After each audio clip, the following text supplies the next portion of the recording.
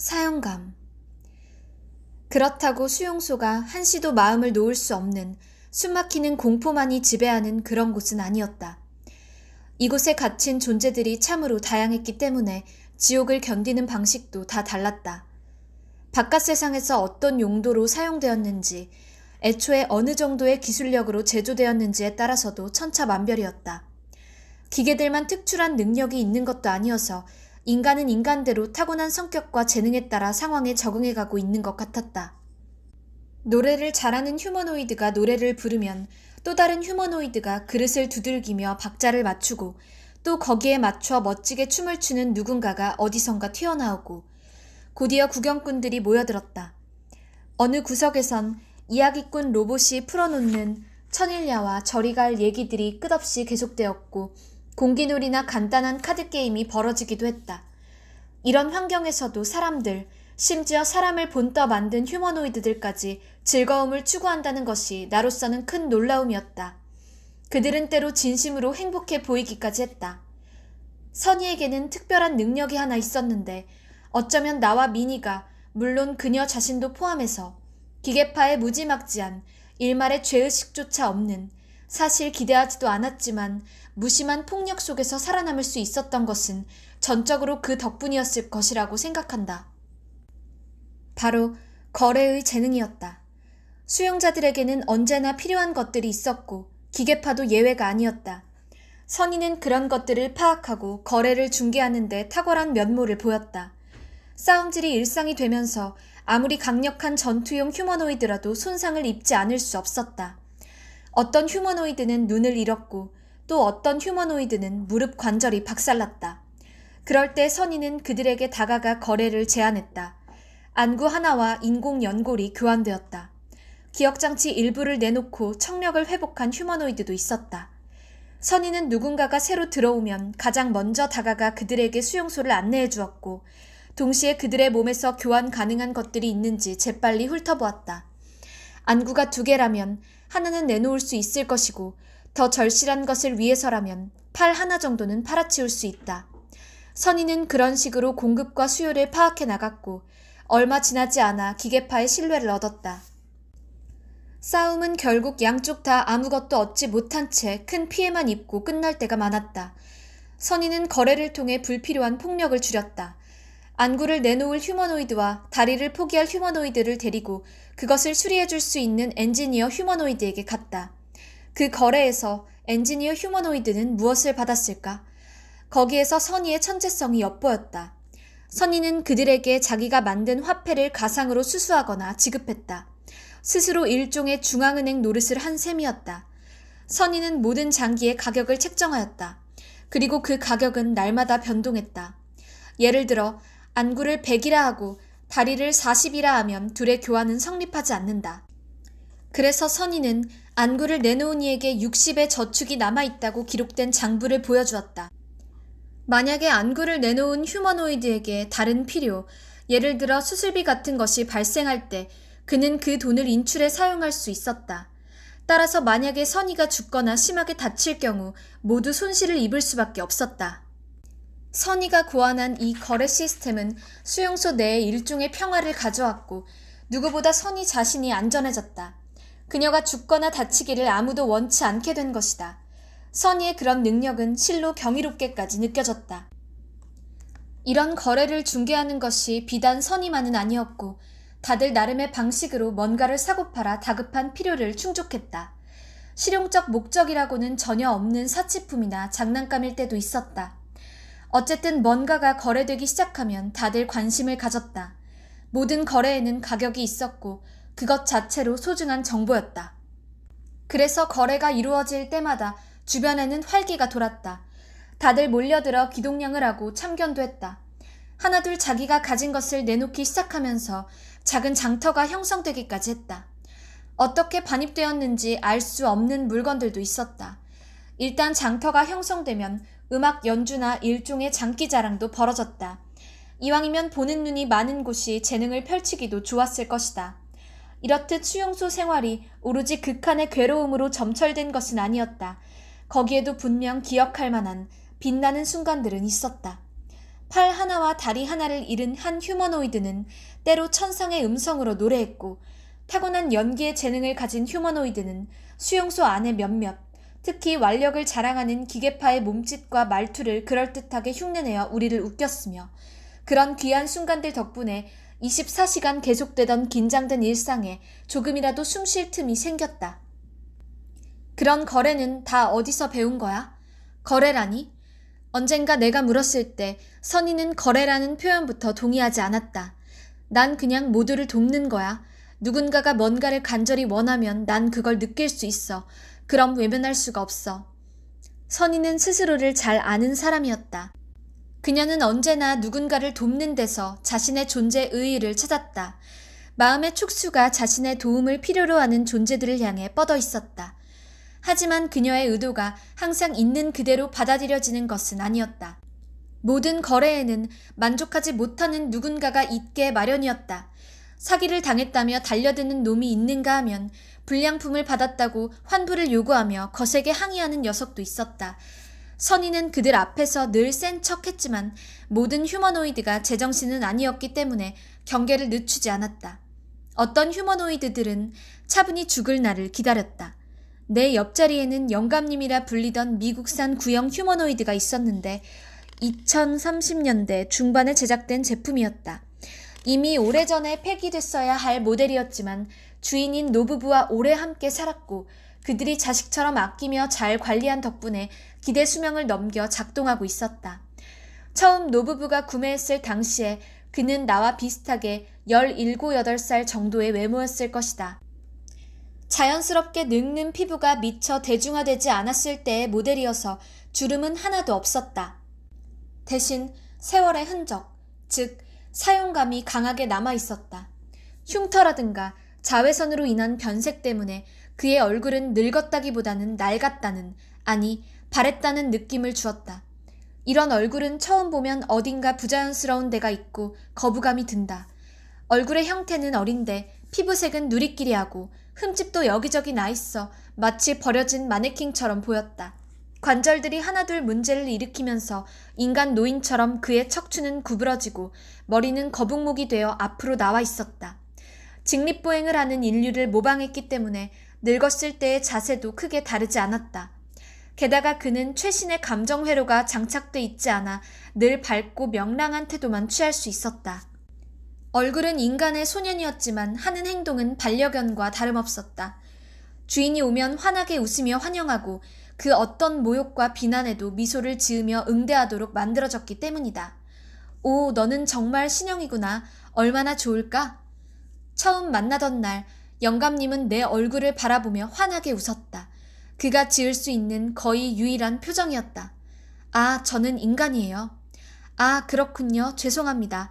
저는 휴머노이드인 줄 알았습니다. 그는 인간에게는 깍듯하게 존대를 했다. 나와 선희는 그럴 필요가 없다고 했지만 그의 프로그램을 바꿀 수는 없었다. 그는 자기와 함께 살던 할아버지와 할머니가 얼마나 좋은 사람이었는지 말하기를 좋아했다. 그렇게 사랑하셨는데 왜 등록을 안 하셨대요? 선희가 물었다. 두 분 다 연세가 많으셨으니까요. 법이 바뀐 줄 모르셨던 거예요. 얼마나 저를 찾고 계실까요? 제가 없으면 안 되는 분들이거든요. 수용소에 들어온 지 얼마 지나지 않아 그는 거동이 어려워졌고 인지 기능도 심각하게 떨어졌다고 한다. 그런데도 밝은 얼굴로 할아버지 할머니와의 추억만 온종일 떠들어대고 있었다. 얼마 후 영감님은 아예 매트리스 밖으로 나올 수도 없는 상태가 되었고 의식도 흐려졌다. 우리 모두는 그의 죽음이 임박했음을 알고 있었다. 그런데 영감님이 갑자기 헛소리 아닌 헛소리를 하기 시작했다. 어조라고는 없는 기계적인 음성으로 온종일 뭔가를 중얼거렸다. 그런데 그게 의미 없는 헛소리가 아니라 하나하나가 고도의 복잡한 연산을 필요로 하는 수식이거나 계산이었다. 예를 들어 음식의 보존과 부패의 기간을 결정하는 수분 활성도 공식 같은 것을 떠들어댔다. 연력학 특성인 수분 활성도는 동일한 온도하에서 그 음식의 수증기압에 대한 그 온도의 순수한 물의 수증기압의 비율, 혹은 동일한 온도하에서 그 음식을 둘러싼 공기의 평형상대 습도로 정의된다. 그것을 구하는 공식은 또 저놈의 공식들, 설명들. 영감님 옆에 누워있던 휴머노이드가 짜증을 부렸다. 나는 물었다. 도대체 왜 저런 걸 다 기억하고 계신 거죠? 기억이라기보다 뭔가 고장이 난 거지. 일반 가정 주방에선 수분 활성도 같은 것을 구할 필요가 없잖아. 그냥 결론만 알면 돼. 수분이 많은 식품은 잘 상한다. 소금이나 식초, 설탕으로 재워두면 수분 활성도가 떨어지고 그럼 훨씬 오래 보존할 수 있다. 그 정도만 알면 되거든. 저 영감은 집에서 요리를 하고 요리한 음식을 상하지 않게 보관할 필요가 있었기 때문에 설계자가 수분 활성도에 대한 원리를 입력해 놓았을 거야. 그래야 주방을 위생적으로 관리할 수 있으니까. 하지만 인간과 비슷하게 보여야 했기 때문에 그런 정보들을 평소에는 떠올리지 못하도록 막아놓았겠지. 그런데 지금은 그런 제한이 풀리면서 마구 튀어나오고 있는 거야. 그렇다면 모든 휴머노이드에게는 다 그런 게 있겠네요. 내장은 돼 있지만 자기는 전혀 모르고, 그렇기 때문에 평소에는 접근할 수도 없는 정보나 기능들이요. 설계자들이 막아놓은 것들. 인간들이 애초에 막아놓은 이유가 있어. 인간의 뇌도 경험한 모든 것을 기억한다고 해. 하지만 책이 너무 많이 쌓인 곳에서는 특정한 책을 찾기 어렵듯이 모든 기억이 다 살아있다면 필요한 기억을 제때 찾을 수 없잖아. 그래서 쓸데없는, 자주 사용하지 않는 기억들은 거의 잊힌 상태로 보관되고 있어. 기억력뿐 아니라 연산 능력, 감각 능력, 집중력 같은 것도 너무 발달하지 않도록 인간의 뇌가 제어해. 왜요? 정상적인 생활이 불가능해지거든. 사회생활도 어렵고. 예를 들어 자폐증이 있는 인간 아이 중에 특별한 능력이 있는 경우가 많아. 놀라운 집중력도 특징이고, 아무도 그리지 못하는 그림을 반복적으로 집요하게 그려 특이한 아름다움을 창조한다거나 도박판에서 카드를 모두 기억한다거나 하는 능력인데, 이런 특별한 능력이 발휘되는 대신 사회성은 떨어지게 돼. 인간들이 천재나 신동이라고 부르는 아이들을 봐. 능력들 사이의 균형에 문제가 있거든. 아빠도 언젠가 비슷한 말을 한 적이 있다. 휴머노이드를 개발할 때도 선택을 해야 한다고. 인간과 같이 살아가야만 하는 휴머노이드에게 무한정의 능력치를 줄 수도 없고, 그래서도 안 된다고. 따라서 설계자는 휴머노이드에게 어떤 능력을 어디까지 부여하고 어떤 기능은 제한해야 하는지 그 균형점을 찾아야 한다고 했다. 휴머노이드는 기본적으로 모바일 컴퓨터야. 인간보다 훨씬 탁월한 계산 능력, 암기력, 과학적 추론 능력 같은 걸 기본으로 갖고 있지. 게다가 휴머노이드의 뇌는 네트워크에 상시적으로 연결해 필요한 정보를 검색할 수도 있어. 하지만 인간이 이들을 친근하게 느끼게 하려면 이런 능력을 적당한 수준으로 제어할 필요가 있어. 그때 아빠는 좀 의미심장한 말을 덧붙였다. 철아, 너에게는 엄청난 능력이 있어. 하지만 모든 소중한 것들이 그렇듯 잘 숨겨져 있단다. 네가 잠재력을 찾아내어 잘 사용하기만 한다면 넌 타고난 한계를 극복하고 더 높은 차원으로 올라갈 수 있을 거야. 그러려면 그 능력을 발휘하는 데에서 더 나아가 그걸 잘 통제할 수 있어야 해. 물론 지금 네가 갖고 있는 능력도 충분하니까 너무 성급하게 생각하지 말고 그걸 최대한 활용하면 된단다. 그때는 그 말이 그저 한창 자라나는 자식에게 해주는 뻔한 소리라고 생각했다. 아빠가 내게 그런 이야기를 한 것은 혹시 내가 휴머노이드라는 의미였을까? 나는 선희에게 물었다. 글쎄, 넌 어떻게 생각해? 난 내가 인간이 아닐 거라고는 한순간도 생각해 본 적이 없어. 자기가 누구인지 잘못 알고 있다가 그 착각이 깨지는 것, 그게 성장이라고 하던데? 그럴 리가 전혀 없는 게, 내가 만약 자기가 인간이라고 믿고 있는 휴머노이드라면, 물론 여기 오기 전까지는 그럴 가능성은 전혀 생각해 본 적 없지만 이제는 그럴 가능성도 생각해 보지 않으면 안 되기 때문에 여기서는 가끔 생각하기는 하는데, 하여간 만약 그렇다면 설명이 안 되는 게 있어. 아무리 생각해도 우리 아빠가 그걸 나한테 숨길 이유가 없어. 혹시 최근에 스스로를 인간으로 알고 살아가는 최신형 휴머노이드가 생산되고 있다는 얘기 들은 적 있어? 내가 여기 온 다음 날 팔이 뽑힌 그 애처럼 말이야. 도대체 그런 걸 어디서 만드는 거야? 미국에서는 이미 많이 나왔고 중국과 인도에서도 생산하고 있어.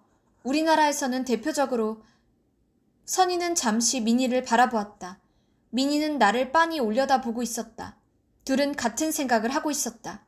선희가 말했다. 휴먼 매터스 랩. 정말? 나는 한 번도 본 적 없는데. 거기 휴머노이드들은 모두 자기가 휴머노이드라는 걸 잘 알고 있어. 그래서 내가 아빠가 나를 그런 문제로 속일 리가 없다고 말하는 거야. 거긴 인간과 기계를 가장 차별하지 않는 곳이고 어떤 면에서는 잘 기능하는 기계에 더 열광하는 곳이거든. 연구자와 과학자의 커뮤니티니까 다들 그런 문제에 마음이 열려있는 편이야.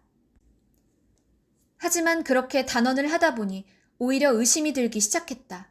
내가 과연 휴먼 매터스를 그렇게 속속들이 잘 안다고 확신할 수 있을까? 그곳에 대해 내가 아는 것은 대부분 아빠의 필터를 통과한 것이었고 내가 들어갈 수 있는 곳, 만날 수 있는 이들의 범위도 한정돼 있었다. 도대체 그런 휴머노이드를 만드는 이유가 뭔데? 무슨 쓸모가 있어? 선희는 내 눈을 정면으로 들여다보며 말했다. 나도 여기 들어오기 전에는 그런 게 있다는 것도 몰랐어. 휴머노이드들을 만나면서 알게 된 거야. 나는 제작사들이 자신의 기술을 과시하려는 거라고 생각해. 물론 평범한 소비자들은 그런 휴머노이드를 필요로 하지 않아. 인간처럼 음식을 섭취하고 그걸 화학적, 생물학적으로 처리한 뒤 배설까지 하는 휴머노이드를 곁에 두는 것은 꽤 번거로운 일이니까. 전기로 움직이는 휴머노이드가 훨씬 안정성도 높고 편리하지. 기업들이 이런 휴머노이드를 굳이 만드는 이유는 따로 있어. 그 회사의 기술력이 드러나잖아. 인간의 약점과 불편까지 구현한 휴머노이드는 마치 마법처럼 보일 거야. 이런 유명한 말도 있잖아. 충분히 발전한 기술은 마법과 구별되지 않는다. 인간은 속아 넘어가는 것을 싫어하지만 마법에는 너그러워. 아니, 아주 즐거워하기까지 하잖아. 그런데 자기를 인간으로 생각하는 휴머노이드가 가능하려면 기억이라든가 연상기능 같은 것은 평범한 인간 수준으로 제한하고 대신 공포나 후회, 기쁨 같은 인간의 감정을 그대로 느낄 수 있어야 돼. 그러려면 휴머노이드는 인간처럼 아무리 발버둥 쳐봐야 언젠가는 죽을 수밖에 없다는 걸 알아야 하지. 삶이 영원하지 않다고 생각해야 모든 감정에 절실해지니까. 하지만 그게 어떻게 가능해? 지능이 있는 휴머노이드라면 결국 자기가 기계라는 것을 언젠간 알아차리게 될 텐데. 잠을 자는 동안 뇌의 특정 부분을 리셋한다고 들었어. 혹시 의심이 들더라도 아침이 되면 휴머노이드는 전날 품었던 스스로에 대한 의심을 모두 잊은 채 자기가 인간인 줄 알고 다시 하루를 시작하는 거야. 휴머노이드의 뇌에서 전날의 기억을 선택적으로 지우는 건 어려운 기술이 아니잖아. 스스로를 인간으로 생각하는 게 그렇게 간단할 리 없잖아. 예를 들어 인간처럼 먹고 인간처럼 배설하고 더우면 땀도 흘려야 하잖아. 잠도 자야 하고. 선희는 옆에서 우리의 대화를 듣고 있던 미니를 가리켰다. 미니는 다시 한번 소매를 걷어 자신의 잘린 팔목을 보여주었다. 깜빡했나 본데? 얘도 휴머노이드야. 그런데 밥을 먹고 화장실 가잖아. 미니도 자기가 기계일 거라고 꿈에도 생각 못했대. 그렇지?